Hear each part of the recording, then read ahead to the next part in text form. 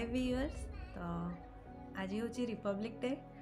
तो मो तरफ मो फूड पॉइंट फैमिली को रिपब्लिक डे रो बहुत बहुत शुभेच्छा। तो बहुत दिन है वीडियोटा अपलोड हो नाला। तो आज वीडियो रे गोटे यूनिक रेसिपी आनिक आसी। यूनिक तो नुह, यूनिक टेस्ट रो रेसिपी आनिक आसी। तो सेटा हूँ पकुड़ी रो रेसिपी। दीटा वे रे पकुड़ी बनैबा। आउ ए रेसिपीटा मु गोटे सांग पाखर आनी से ना कहवाक मना कर कहूनी ये ता ना, किंतु ट्राए कली बहुत ही बढ़िया रेसिपी थिला। तो अपन समस्ते ट्राए करंतु घरे। आउ रेसिपीटी केमती लगिला कमेंट करके जणांतु। आउ जो मैंने वीडियो को शेयर करना भी शेयर टे कर दियो, चैनल को सब्सक्राइब कर दियो जमती मते टिके मोटिवेट मिलू नुआ नुआ वीडियो आने पे। तो चलो जीवा एबे वीडियो स्टार्ट करिबा। फर्स्ट रेसिपीटा बहुत ही इजी, किंतु सेकेंड रेसिपीटा इजी सहित बहुत टेस्टी मध्य। सेकेंड रेसिपी मुझे सजेस्ट करी सेकेंड रेसिपी घरे निहाती भाव ट्राए करूँ। तो पकड़ी बनाया आम फर्स्ट गोटे कंटेनर नहीं जावा। कंटेनर रे बुट नहीं जावा ताको भिजेकी 5 घंटा पर्यंत रखीदबा। आपन को जेतिकी दरकार से अनुसार ही नियंतु। तो ये 5-6 घंटा हो जाइए। तो ये बुट को आम कौन करवा ना गोटे पेस्ट बन नवा। बुटर जो पेस्ट बनवा से 2 प्रकार बनवा। गोटे को पूरा प्लेन रखा, आउ गोटे को अल्प अल्प खदखदड़ा टाइप रखा। आउ बुटर जो पेस्ट बनवे से बेसी पानी देवेनि। पानी देवा द्वारा पकुड़ी भलसे छाणी हेनी, से अल्प अल्प पानी देकी पेस्टा बनइबे। एटा रहा फर्स्ट पकुड़ी रेसिपी बुट। तो देखो ये प्लेन अच्छी। तो ये आम लंका गुंड 1 चामच और हलदी गुंड अध चामच देकी फेंटी नवा टिके। तो ये अल्प पानी ऐड करुँची। आपन को जेतिकी दरकार होची सेतिकी ही पानी ऐड करंतु, बेसी पानी ऐड करंतुनी। देन एबे कौन करवा ना स्वाद अनुसार लुण देकी आउ थे भल भाव फेंटी नवा। तो ये पकड़ी बनाने मुझे कोबी नहीं टे बड़ बड़ काटिकी फुलकोबी ही नहीं। तो या धोई सारी। तो ये कौन करवा गोटे कड़े रे तेल नहीं जावा छाणीबा पकुड़ी को।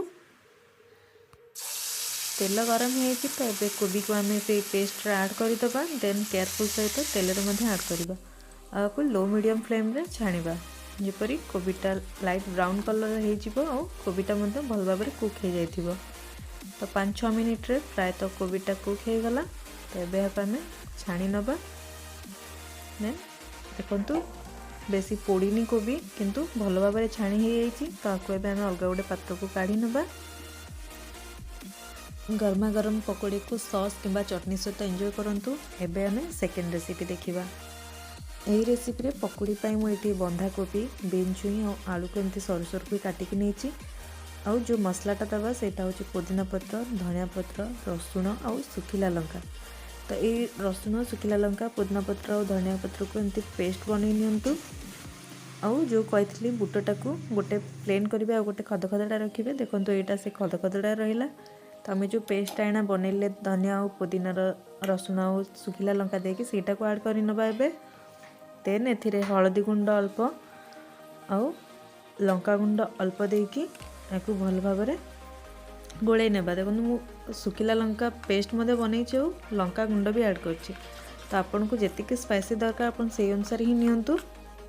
सेकेंड रेसिपीटा एथिपाई बहुत ही टेस्टी, कारण जो पुदीना पत्र, धनिया पत्र और लंका रसुण जो फ्लेवरटा से तार टेस्ट बहुत ही बढ़िया। तो ये आम ए स्वाद अनुसार लुण देदबा। लुण देकी गोली सारा पर जो बंधा कोबी, बीन छुई और आलू रखी सेटा को ऐड कर दे भल भाव गोली नवा।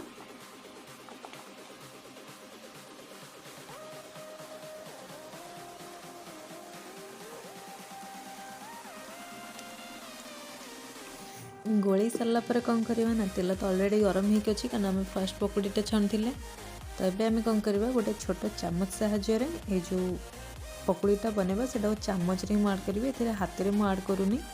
देखिपे मुझे छोट चामचटा नहीं सेटा को नहीं केयरफुल सहित तेल रे मुझे ऐड करुँची। तो अपन से अनुसार ही ऐड करूँ। तो बेस सेमती चामच साहाय्य सब गुड़ाक पकुड़ी को एमती ऐड करदे तेल रे। यही पकुड़ी को फास्ट लो मीडियम फ्लेम रे कुक करंतु। जेहेतु आम आलूटा ऐड करछे से सिझिबा को टिके टाइम लागिबो। से लो मीडियम रे कुक करके हेला बेलू मीन्स 5 मिनिट पर टिके हाई फ्लेम कर दिंतु जमती कि पकोड़ीर कलरटा बहुत भल आसीज। तो देखो केते बढ़िया देखा जाउची पकोड़ीटा प्रायतः हो आसलानी।